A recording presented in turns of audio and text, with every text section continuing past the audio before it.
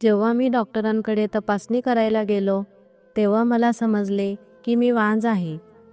जर मी बाप बनू शकत नव्हतो, तर ती मुले कोणाची होती? हे ऐकून मला खूप टेन्शन आले होते. मी घरी गेलो आणि माझ्या पत्नीला विचारपूस करू लागलो आणि तिला घरातून बाहेर काढण्याचा निर्णय मी घेतला. तेव्हा ती माझ्या पाया पडू लागली आणि म्हणाली की मला माहिती आहे की तुम्ही वांझ आहात. तुम्हाला मुलेही होऊ शकत नाही. पण मी काहीही चुकीचे काम केले नाही. मला 2 दिवसाचा वेळ द्या. मी तुम्हाला सर्व काही खरं सांगेल. 2 दिवसानंतर मी तिला विचारले आणि तिने आपल्या मुलांच्या डोक्यावर हात ठेवून शपथ घेतली. तेव्हा मला खूप आश्चर्य वाटले. मला 3 बहिणी होत्या, त्याही माझं काही ऐकत नव्हत्या. पण आज माझी छोटी बहीण माझ्यासाठी नाश्ता घेऊन आली होती. तिला पाहून मला थोडं बरं वाटलं. कविता माझ्यापेक्षा 3 वर्षांनी लहान होती, पण कधीही माझ्याशी व्यवस्थित बोलत नव्हती. आज तिला काहीतरी काम होते असे मला वाटले. माझ्या दोघी बहिणी माझ्यापासून लांब राहत असे. देव जाणे त्यांच्या मनात माझ्याविषयी काय होते. मी माझ्या आईवडिलांचा लाडका होतो आणि याच गोष्टीवरून त्या मला नेहमी टोमणे देत असे. त्या मला नेहमी म्हणत असे की तुझे काम कर, आमच्याशी बोलू नकोस. तू आईवडिलांचा लाडका आहेस ना. माझे वडीलही एकुलते एक होते आणि त्यानंतर माझा जन्म झाला. त्यामुळे घरात माझा खूप लाड होता आणि माझ्या बहिणींकडे दुर्लक्ष झाले होते. ह्याच गोष्टीमुळे त्या माझ्याशी नीट वागत नव्हत्या. माझ्यामुळे त्यांचे महत्त्व कमी झाले होते. याच कारणामुळे माझी मोठी बहीण, माझी आई घरात नसताना मला त्रास देत असे, मला मारत असे आणि मी तासनतास रडत बसायचो आणि मला पाहून त्यांना खूप आनंद व्हायचा. त्या माझ्यावर खूप रागराग करत असे आणि याच कारणामुळे मी त्यांना घाबरत होतो. मी कधीही त्यांच्याजवळ जात नव्हतो. माझ्या लहान बहिणीचा जन्म माझ्यानंतर झाला होता आणि माझी मोठी बहीण तिचा खूप लाड करत होती. तिला पाहून मला असे वाटत असे की दीदीने माझाही असाच लाड करावा. माझे 10वीचे पेपर होते आणि वडिलांनी माझ्या मोठ्या बहिणीला माझा अभ्यास घेण्यास सांगितले होते. मग तिला तर मला त्रास देण्याची संधीच मिळाली होती आणि तिने या संधीचा पुरेपूर फायदा घेतला होता. तिने मला शिकवले तर काहीच नव्हते आणि याउलट मला धमकी देत असे की जर तू माझे नाव मम्मी पप्पांना सांगितले तर तुझा विचार करून ठेव. आणि याचाच परिणाम माझ्या अभ्यासावर झाला. मी परीक्षेत नापास झालो आणि या गोष्टीचा माझ्या बहिणीला खूप आनंद झाला. तिने माझ्याविषयी माझ्या आईवडिलांना चुकीच्या गोष्टी सांगितल्या की याच्या अभ्यासात अजिबात लक्ष नाही. त्याच्यापेक्षा तुम्ही कविताकडे चांगले लक्ष द्या. तिच्या सांगण्यावरून माझ्या वडिलांनी मला खूप मारहाण केली आणि मला शाळेतून घरी बसवले व मला कामाला लावले. आता माझी मोठी बहीण कॉलेजला जाऊ लागली होती आणि लहान बहिणीचे माझ्या शाळेत ॲडमिशन केले होते. त्यांच्या अशा वागण्यामुळे त्यांना चांगले शिक्षण मिळाले आणि माझे नुकसान झाले. आता मी मेकॅनिकल म्हणून काम करू लागलो. माझ्या मोठ्या बहिणीला क्लर्क म्हणून नोकरी मिळाली होती आणि लहान बहिणीनेही बोर्डाच्या परीक्षेत 2रा क्रमांक मिळवला होता. त्यामुळे माझ्या आईवडिलांना त्यांच्यावर गर्व वाटत होता आणि माझ्याविषयी त्यांच्या मनात नकारात्मक भावना होती. आता माझ्या मोठ्या बहिणीसाठी एक स्थळ आले होते. ते पाहण्यासाठी आम्ही सर्वजण गेलो होतो. मुलाचे नाव गिरीश होते आणि तो नोकरीला होता. मग माझ्या बहिणीचे लग्न ठरले आणि आम्ही तिचे लग्न गिरीशसोबत लावून दिले. पण तिची संसार करण्याची इच्छा दिसत नव्हती. सासरी तिचे खूप वाद होत होते कारण सासरी तिची वागणूक बरोबर नव्हती. एके दिवशी मी कामानिमित्त शहरात गेलो होतो कारण आमचे गॅरेज खूप मोठे होते आणि जर कुणाला मेकॅनिकची गरज पडली तर आमच्या गॅरेजमधून आम्ही मुलं पाठवत होतो. मलाही मालकाने त्याच कामानिमित्त एका हॉटेलमध्ये पाठवले होते आणि योगायोगाने मला माझ्या बहिणीचीही गाडी तिथे दिसली. मला असे वाटले की ती माझ्या जिजाजीसोबत इथे आली आहे. पण जेव्हा मी पाहिले तेव्हा ती एका दुसऱ्याच व्यक्तीसोबत मला तेथे दिसली आणि तिला एका दुसऱ्या व्यक्तीसोबत पाहून माझ्या पायाखालची जमीनच सरकली. मला तिच्याविषयी वेगवेगळे विचार येऊ लागले कारण ती एक विवाहित स्त्री होती आणि मी तिच्या मागे जाण्याचे ठरवले. ते हॉटेलच्या रिसेप्शनवर गेले आणि त्यांनी एक रूम घेतला. मला काही सुचत नव्हते, पण मला संपूर्ण गोष्टीचा तपास लावायचा होता. मी हॉटेलमध्ये नोकरला काही पैसे दिले आणि तिचा पाठलाग करत तिच्या रूमपर्यंत पोहोचलो.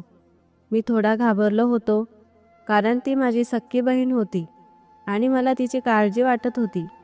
मी तिच्या मागे मागे तिच्या रूममध्ये गेलो. माझ्या बहिणीला मला पाहून खूप आश्चर्य वाटले. ती घाबरली होती. माझी तिथे जास्त वेळ थांबण्याची इच्छाही नव्हती, त्यामुळे मी तेथून निघून गेलो. माझे हातपाय थरथरत होते आणि माझ्या डोळ्यातून अश्रू येऊ लागले होते. मी कधीही असा विचार केला नव्हता की मी माझ्या बहिणीला अशा अवस्थेत पाहीन. मी रस्त्याने चालू लागलो आणि तीही माझ्या मागे गाडी घेऊन आली. तिने माझा हात पकडून मला गाडीत बसवले आणि मला म्हणू लागली की तू मला वचन दे की तू माझ्याबद्दल कोणालाही काहीही सांगणार नाही. ती मला अशा प्रकारे सांगत होती की तिने काहीही चुकीचे केलेच नाही.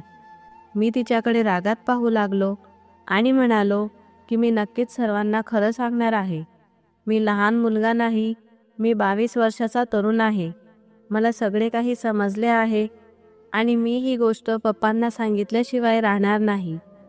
मी तर तुला तिथेच मारायला हवे होते. तू खूप चुकीचे काम करत आहे. आणि हे ऐकून ती हसू लागली आणि मला म्हणाली की ठीक आहे, तुला जे करायचे ते कर. आणि एवढे बोलून तिने चालत्या गाडीतून उडी मारली आणि मला मरणाच्या दारात सोडले. माझा सीट बेल्टही उघडत नव्हता आणि मला काहीही कळत नव्हते. मी विचार करू लागलो की अशाही बहिणी असतात का? बहिणी तर खूप प्रेमळ असतात. मी घाबरून डोळे बंद केले होते आणि माझा ॲक्सिडेंट झाला. मी बेशुद्ध पडलो.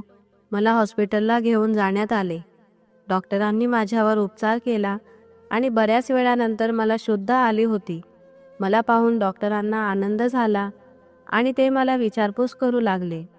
त्यावेळी मला समजले की मी अजूनही जिवंत आहे. थोड्या वेळात माझ्या रूममध्ये माझे आई वडील आणि आजी आले होते. मला पाहून ते रडू लागले. त्यांना खूप आनंद झाला होता, कारण मी वर्षभरापासून शुद्धीवर नव्हतो.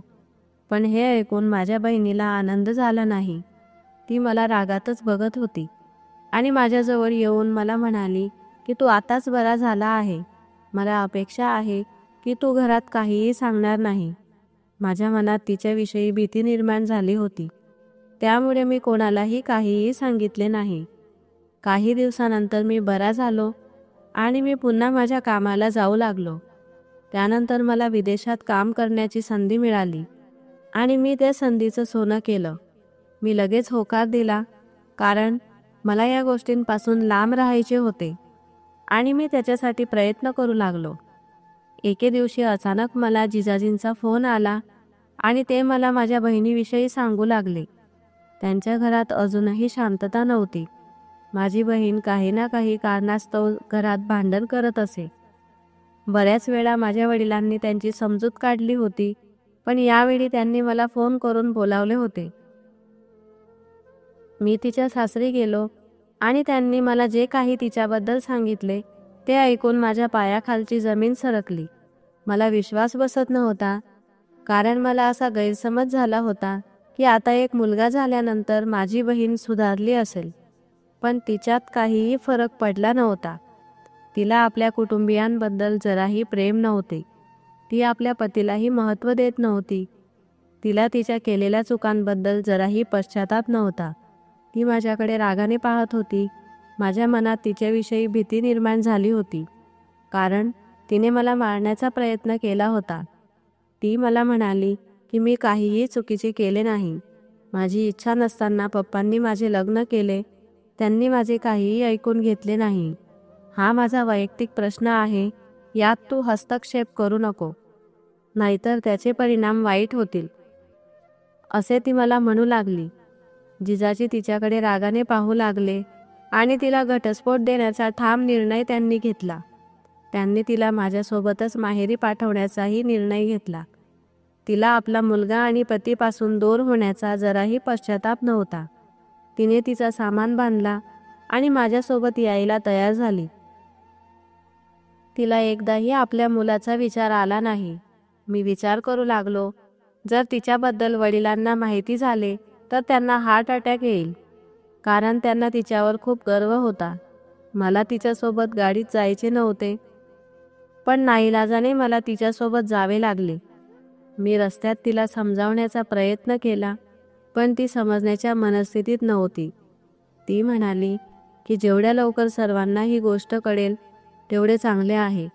मी जगदीशसोबत लग्न करायला मोकळी होईल. माझे त्याच्यावर प्रेम होते, पण तो सेटल नव्हता. त्यामुळे त्याच्याबद्दल मी पप्पांना काहीही सांगू शकली नाही. आम्ही घरी पोहोचण्याआधीच तिथे घडलेला सर्व प्रकार माझ्या आईवडिलांना समजला होता आणि तिचे कारनामे त्यांना माहीत झाले होते. तिने घरात पाऊल ठेवताच माझ्या वडिलांनी तिला जोरात एक थाप मारली, पण तिला काहीही फरक पडला नाही. आईनेही तिला मारहाण केली होती, परंतु तिच्या चेहऱ्यावर कुठल्याही गोष्टीचा असर दिसत नव्हता. त्याच दरम्यान माझ्या वडिलांनी माझे लग्न करण्याचे ठरवले.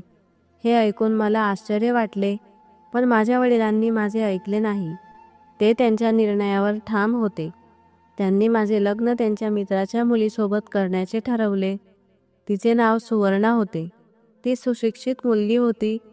तिचे वडीलही या जगात नव्हते आणि याच कारणामुळे माझ्या वडिलांनी माझे लग्न तिच्यासोबत करून दिले.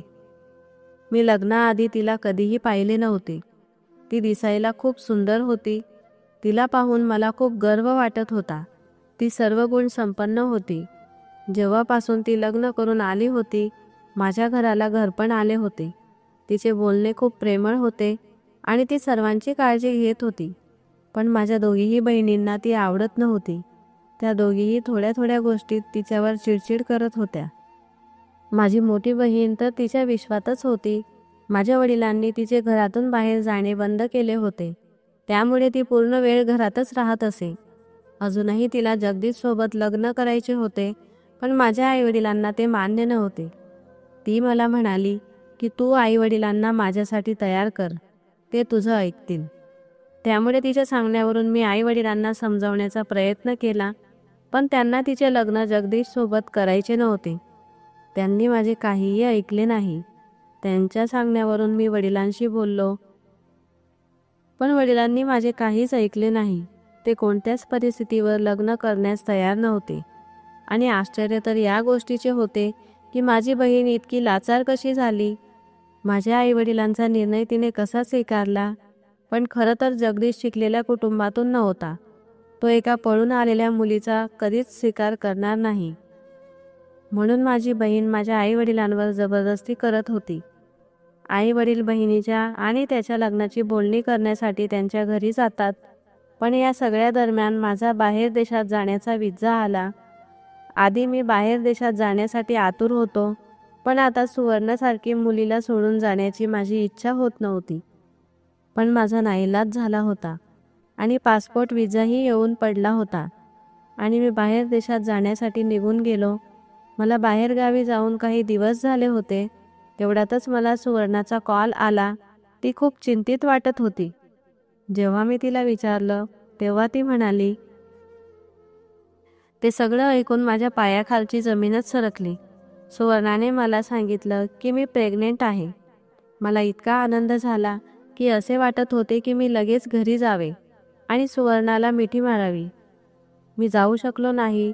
मी तिला रोज कॉल करून तिच्या तब्येतीबद्दल विचारायचो. सुवर्णाला 4था महिना चालू होता आणि तिने मला फोन करून सांगितले की मी माहेरी जाऊ का, कारण तिच्या मावशीची तब्येत खराब होती. मग मी तिला होकार दिला.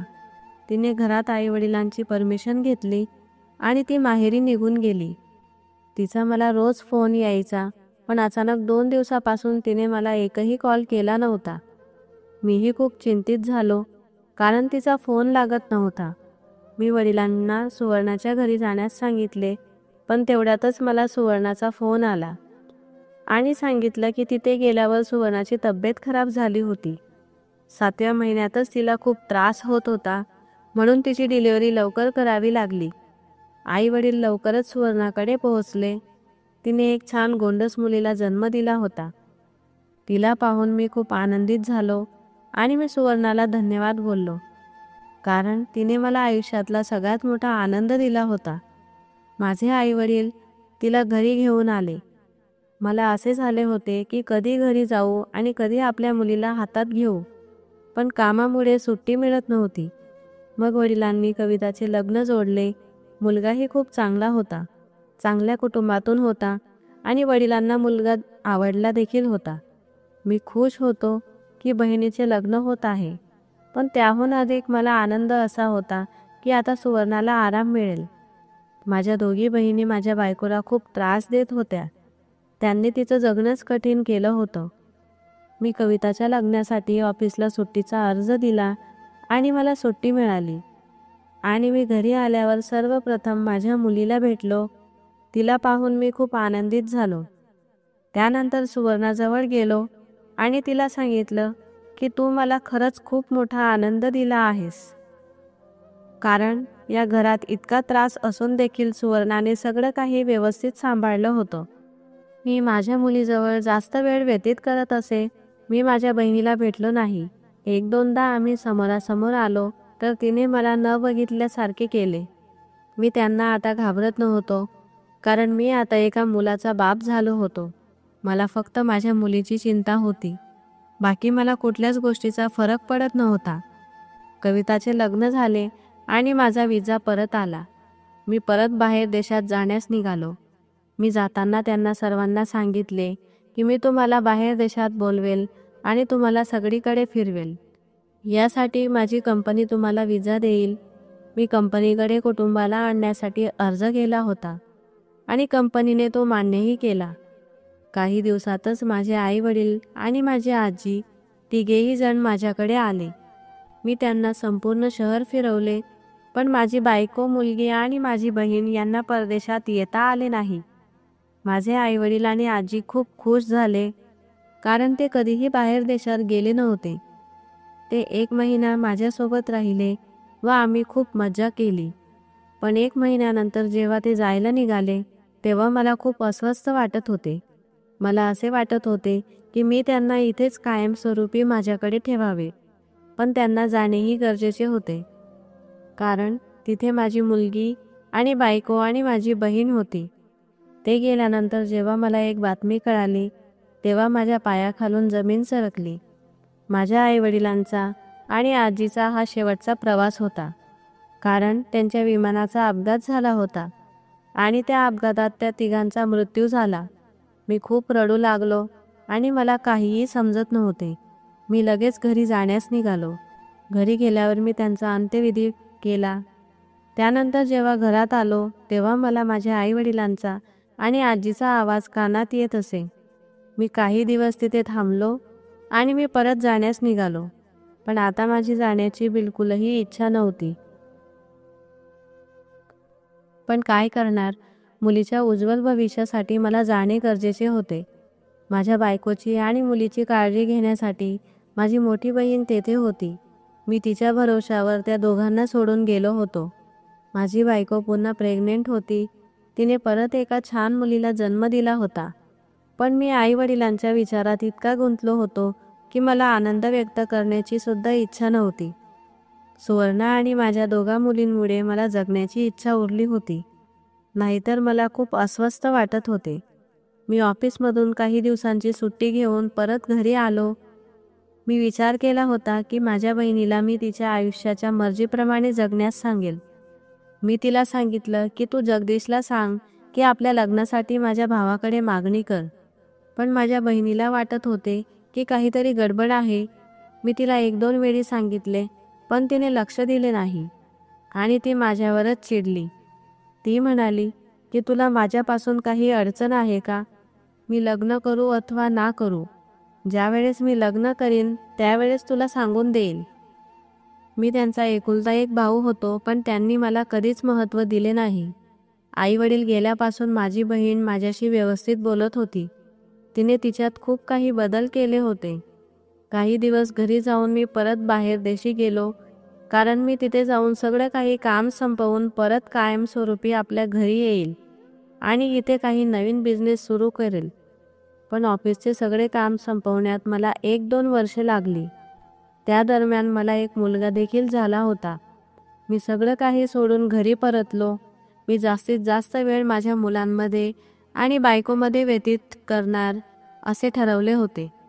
त्या दरम्यान मी खूप सारे पैसेही कमावले होते. एक छोटासा बिझनेस सुरू केला. मी माझ्या नवीन बिझनेसच्या संदर्भात खूप व्यस्त राहत होतो. आणि सगळं काही नीट व्यवस्थित झाल्यावर मला एके दिवशी सुवर्णाने बोलावले आणि तिच्याजवळ बसवले. ती म्हणू लागली की आम्ही किती दिवस तुमच्या बहिणीला आपल्याकडे ठेवणार आहे, कारण लोक चर्चा करू लागले आहेत. तुम्ही लवकरात लवकर एखादे चांगले स्थळ बघा, आपण तिचे लग्न करू. सुवर्णाचे बोलणे ऐकून मी आश्चर्यचकित होऊन तिच्याकडे पाहिले, कारण तिला माहिती होते की माझी बहीण जगदीशच्या प्रेमात होती. ती जगदीशशिवाय दुसरं कोणाशीही लग्न करणार नाही. मग मी तिला बोललो की तू असं का बोलत आहेस? तुला माहिती आहे ती त्याच्याशिवाय दुसरं कोणाशीही लग्न करणार नाही. मी तिला जगदीशच्या बाबतीत किती वेळा बोललो, पण ती त्या गोष्टीवर बोलण्यास नेहमी नकार देते. मी तिच्यासाठी खूप चिंतित असतो, कारण मला माहिती होते की जगदीश तिच्याशी लग्न करणार नाही. तो फक्त त्याचा वेळ भागवून घेत आहे. पहिले त्याच्याकडे कारण होते.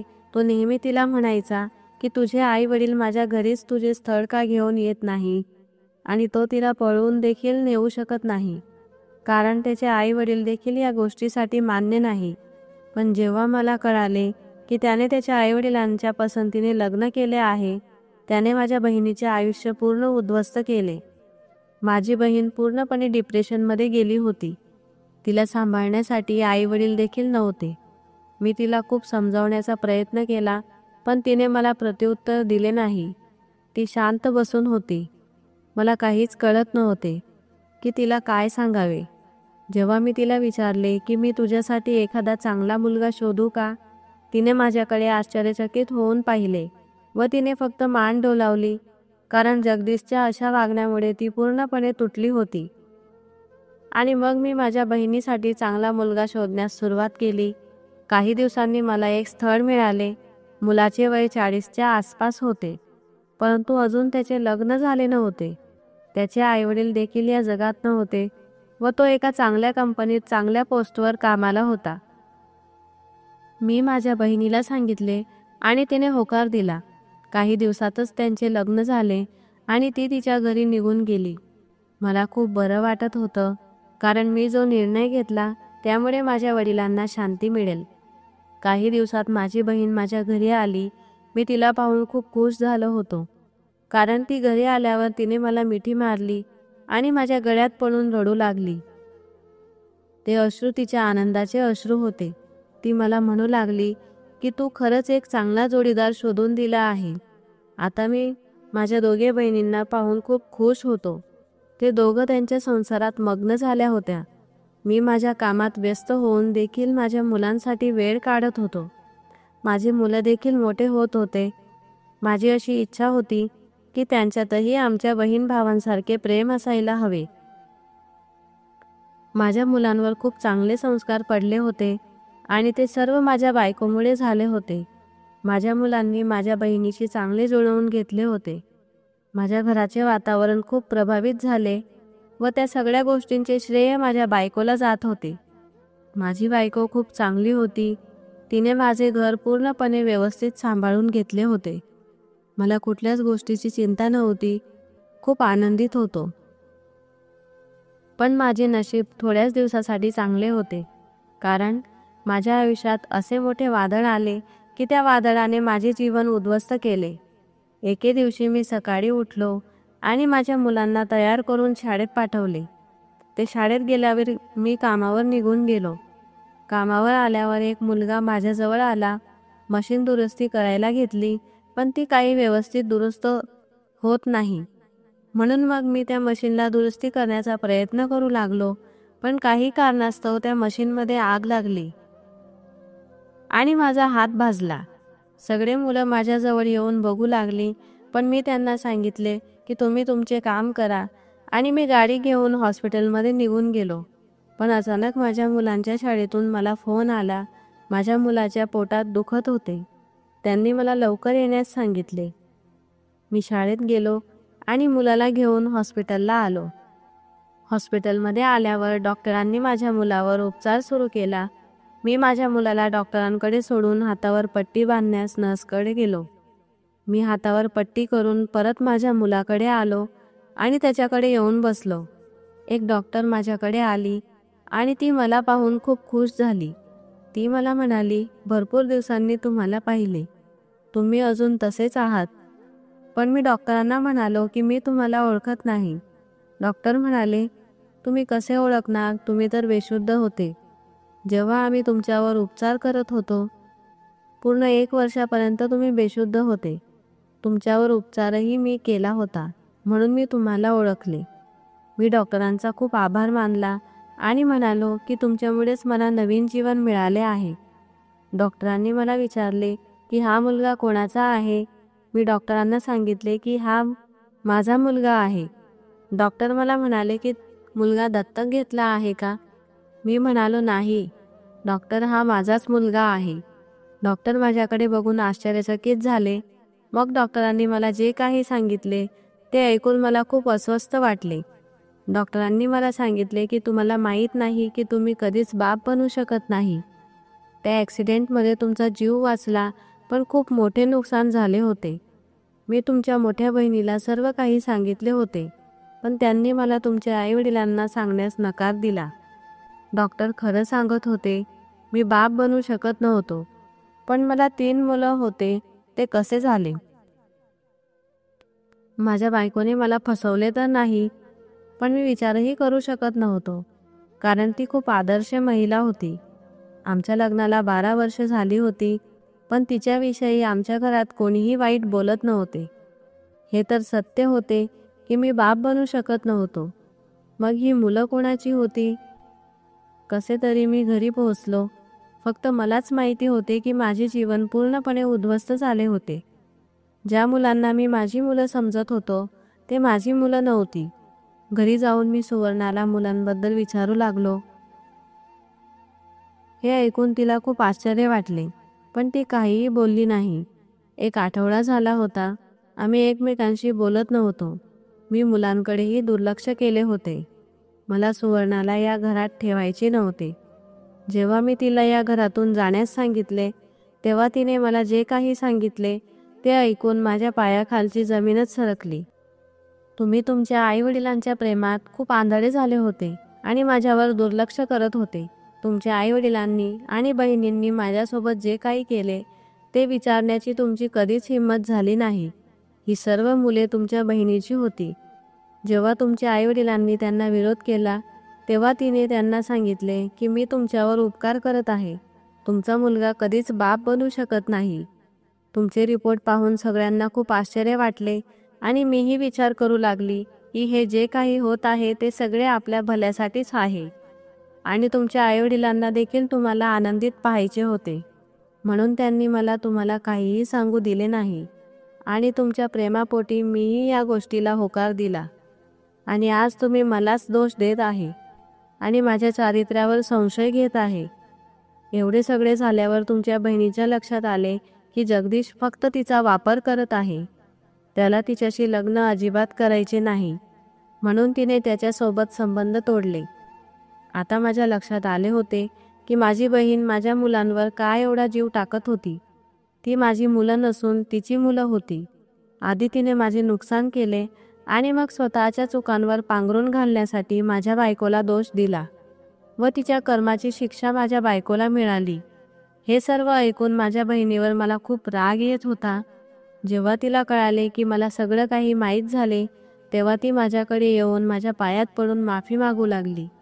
तिने आयुष्यभर चुका केल्या होत्या, पण आता तिला पश्चाताप झाला होता. मला माझ्या मुलांचे नुकसान करायचे नव्हते, त्यामुळे मी त्यांना आधीसारखे प्रेम दिले, पण मी तिला माफ करू शकलो नाही. नशिबाने मला खूप चांगली पत्नी मिळाली होती. तिने माझ्या कुटुंबाला खूप चांगल्या प्रकारे सांभाळले होते, पण मी तिलाही खूप त्रास दिला होता. मी तिचीही माफी मागितली आणि तिनेही मला माफ केले होते. तर मित्रांनो, माझी तुम्हाला ही विनंती आहे की कधीही कोणाला विनाकारण चुकीचे ठरवू नका. समजून घेण्याचा प्रयत्न करा आणि आयुष्यातील नकारात्मक गोष्टी दूर करा. तर आजची कथा तुम्हाला कशी वाटली हे कमेंट करून नक्की कळवा आणि चॅनलवर नवीन असाल तर सबस्क्राईब करायला विसरू नका. धन्यवाद.